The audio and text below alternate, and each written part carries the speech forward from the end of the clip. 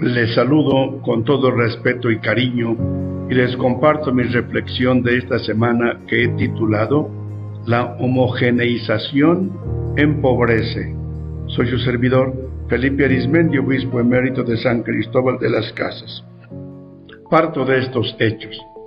Homogeneizar en sentido cultural, social, político y religioso es querer imponer en todo una uniformidad que elimine las diferentes formas de ser, de pensar y de vivir. Que se hable un solo idioma y se acaben las expresiones culturales de otros pueblos, sobre todo indígenas y afrodescendientes. Que todos piensen igual, luchen por las mismas causas y se aplasten o eliminen las legítimas diferencias. Que haya un solo partido hegemónico y absolutista que no tome en cuenta las voces y los derechos de las minorías, como si a la voz del jefe todos tuvieran que someterse a sus deseos y preferencias. Que las celebraciones religiosas fueran idénticas en todas partes, sin tomar en cuenta las diversas formas culturales de expresar la fe. En nuestro país, como en cualquier otra instancia humana, somos muy diferentes en todos los aspectos: cultural, social, económico, político, religioso, deportivo, etc. Pretender homogeneizarnos sería dañino y nos empobrecería. No somos máquinas hechas en serie, sino personas con historias, visiones, pensamientos y anhelos diferentes. Como nuestro cuerpo, todos sus miembros son diferentes, aunque algunos se parezcan. Se parecen la mano derecha y la izquierda, pero son distintas. Ambas se necesitan. En vez de pelearse una contra otra, porque una es izquierda y la otra derecha, se apoyan mutuamente, por ejemplo, para tomar el azadón, la pala o el pico. Con una sola mano, la que sea, avanzamos. Lo mismo pasa en la sociedad. Una coalición que no toma en cuenta a los demás se debilita. En la política, en las cámaras legislativas y en el gobierno, pretender ser y pensar todos igual, imponer una única visión de la realidad y una ley porque el jefe supremo así lo desea, sin cambiarle una coma, es empobrecer al país. Ganaron la mayoría de votos, no de los electores. De un total de casi 100 millones de electores, obtuvieron la presidencia con solo 36 millones. La oposición logró 22 y el abstencionismo 40 millones. Más de 60 millones de electores no les apoyan. No representan, por tanto, como se ufanan, a la mayoría del pueblo, sino solo a sus simpatizantes, que no son la mayoría. Escuchar a los diferentes partidos y a grupos sociales, incluso a los opositores, para descubrir y asumir su parte de verdad, eso enriquece mucho y todos nos beneficiamos. Las minorías también piensan y tienen derechos, que sería injusto no tomar en cuenta.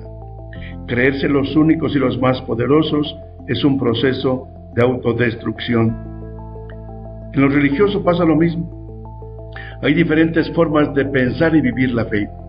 Algunos son, por ejemplo, de comunidades eclesiales de base, otros de renovación católica en el Espíritu Santo, otros del camino neocatecumenal, etc.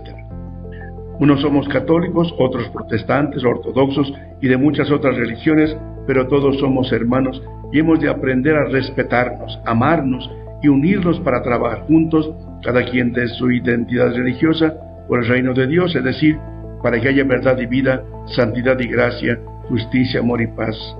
Todos unidos, no peleando todo el tiempo unos contra otros, ni tratando de destruir, descalificar a quienes van por caminos diferentes. Hay muchas formas de vivir el catolicismo, como son diferentes Jesús y Juan Bautista. Son diferentes los apóstoles y los evangelios. Son diferentes los papas, pero todos trabajando por la gloria de Dios y la vida digna y plena de la sociedad. ¿Qué pensar de todo ello? Papa Francisco, en su viaje a Asia y Oceanía, que está por terminar, dijo en Indonesia: la armonía y el respeto a las diferencias se logra cuando cada opinión particular tiene en cuenta las necesidades que son comunes y cuando cada etnia y confesión religiosa actúa con espíritu de fraternidad, persiguiendo el noble objetivo de servir al bien de todos. El ser conscientes de que se está participando en una historia compartida en la que cada uno brinda su propia contribución y donde la solidaridad de cada cual hacia el conjunto es fundamental, ayuda a identificar las soluciones adecuadas, a evitar la polarización de las diferencias y a transformar la confrontación en colaboración eficaz. Sigue diciendo el Papa: este sabio y delicado equilibrio entre la multiplicidad de culturas, las diferentes visiones ideológicas y las razones que fundamentan la unidad debe ser defendido continuamente contra cualquier desajuste. Se trata de un trabajo artesanal, repito, un trabajo artesanal que corresponde a todos, pero de manera especial a la tarea que realiza la política cuando se propone como fin la armonía, la equidad, el respeto de los derechos fundamentales de los seres humanos, el desarrollo sostenible, la solidaridad y la consecución de la paz, tanto en el seno de la sociedad como en la relación con los demás pueblos y naciones. Y aquí reside la grandeza de la política. Ya lo dijo un sabio, que la política es la forma más elevada de la caridad. Esto es maravilloso. Sigue diciendo el Papa allí en Indonesia. Esto fue el pasado día 4. A fin de favorecer una armonía pacífica y constructiva que garantice la paz y unifique los esfuerzos para vencer los desequilibrios y bolsas de miseria que aún persisten en algunas zonas, se podrán eliminar los prejuicios y se fomentará un clima de respeto y de confianza mutua, factores imprescindibles para afrontar los retos comunes, entre los cuales el de contrastar el extremismo y la intolerancia que intentan imponerse sirviéndose del engaño y la violencia. En cambio, la cercanía, el escuchar la opinión de los demás, eso crea la fraternidad de una nación, y eso es algo muy bonito, muy hermoso. Y el día 8 dijo en Papúa Nueva Guinea: cuando decidimos distanciarnos de Dios, de los hermanos y de quienes son diferentes a nosotros, entonces nos encerramos, nos atrincheramos en nosotros mismos y terminamos girando solo en torno a nuestro yo. Nos hacemos sordos a la palabra de Dios y al grito del prójimo y por lo tanto incapaces de dialogar con Dios y con el prójimo. ¿Qué hacer? Aprendamos a escuchar y valorar a quienes son y piensan en forma diferente a la propia. En vez de insultarlos y querer aplastarlos, descubramos lo bueno que tienen y aportan para llegar a ser una imagen de la Santísima Trinidad. 3 personas distintas, pero un solo Dios, porque Dios es amor. Que el Espíritu Santo y la Virgen María nos ayuden.